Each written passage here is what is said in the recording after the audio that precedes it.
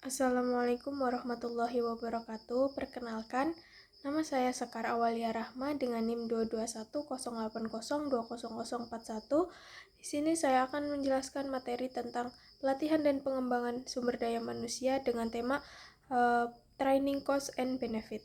Jadi, dalam era persaingan organisasi yang semakin ketat, pelatihan sumber daya manusia menjadi kebutuhan yang tidak dapat dihindari.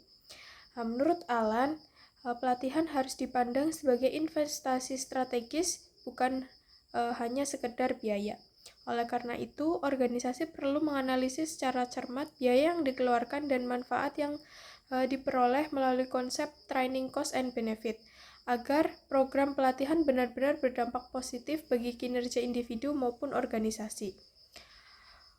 Konsep dasar training cost dan benefit sendiri, training cost merupakan seluruh sumber daya yang dikorbankan organisasi untuk merancang, melaksanakan, dan mengevaluasi pelatihan.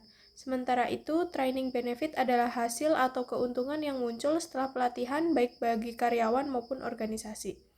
Analisis cost and benefit bertujuan untuk menilai efektivitas pelatihan, menentukan kelayakan program pelatihan, membantu manajemen dalam pengambilan keputusan strategis.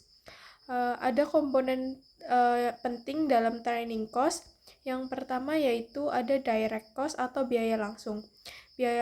Biaya langsung ini adalah biaya yang mudah diidentifikasi dan dihitung seperti honor trainer atau instruktur, biaya modul, materi dan alat bantu pelatihan, sewa ruangan dan fasilitas pelatihan, serta biaya konsumsi dan transportasi peserta.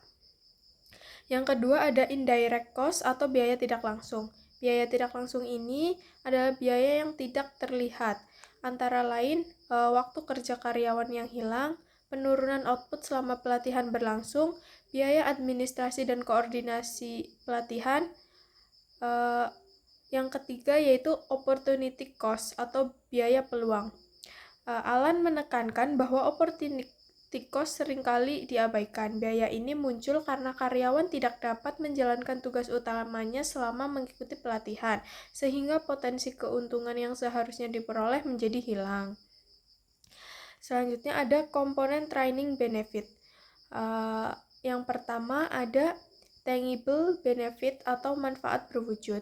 Tangible benefit ini adalah manfaat yang dapat diukur secara kuantitatif, seperti peningkatan produktivitas karyawan, penurunan tingkat kesalahan dan biaya perbaikan, efisiensi waktu kerja, serta peningkatan kualitas pelayanan atau produk. Yang kedua ada intangible benefit atau manfaat tidak berwujud. Manfaat yang sulit diukur secara numerik namun berdampak jangka panjang. Bisa jadi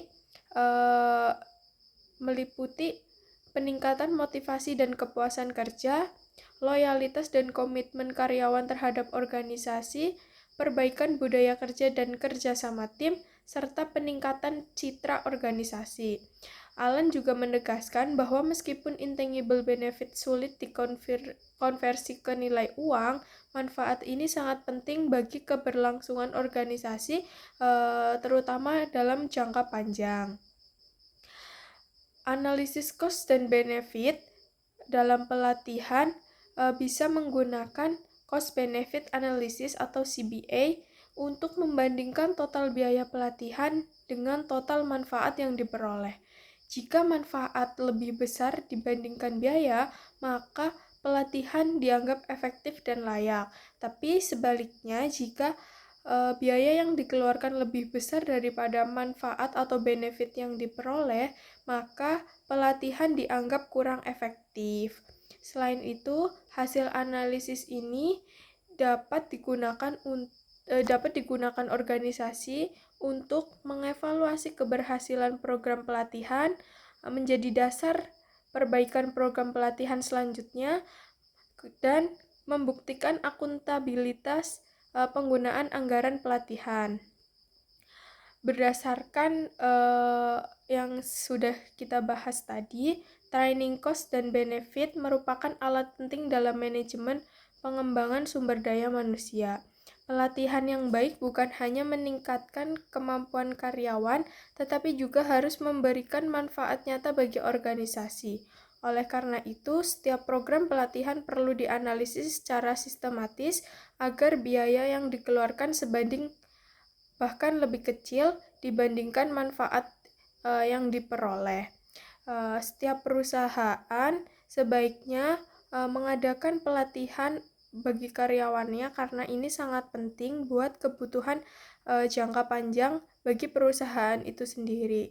Jika karyawan itu kompeten, maka akan berdampak positif juga bagi perusahaan, di mana dengan sumber daya manusia yang kompeten, maka perusahaan juga akan mendapatkan keuntungan yang lebih besar juga. Tetapi semua balik lagi kepada perusahaan akan mengadakan pelatihan bagi karyawan atau tidak. Selain meningkatkan kompetensi, pelatihan berkontribusi terhadap peningkatan produktivitas dan kualitas kerja. Karyawan yang terlatih cenderung melakukan pekerjaan dengan tingkat kesalahan yang lebih rendah, waktu kerja yang lebih efisien, serta mampu memberikan pelayanan yang lebih baik. Hal ini pada akhirnya berdampak positif bagi kinerja dan daya saing organisasi. Dari sisi non-teknis, pelatihan juga berperan dalam meningkatkan motivasi, kepuasan kerja, dan loyalitas karyawan. Ketika organisasi memberikan kesempatan pelatihan, karyawan merasa dihargai dan diperhatikan, sehingga muncul komitmen yang lebih tinggi terhadap organisasi. Dengan demikian, pelatihan karyawan tidak hanya sebagai sarana pengembangan individu, tetapi juga sebagai investasi strategis bagi keberlangsungan dan kesuksesan organisasi ataupun perusahaan. Sekian video yang dapat saya sampaikan. Semoga bermanfaat. Kurang lebihnya saya mohon maaf. Wassalamualaikum warahmatullahi wabarakatuh.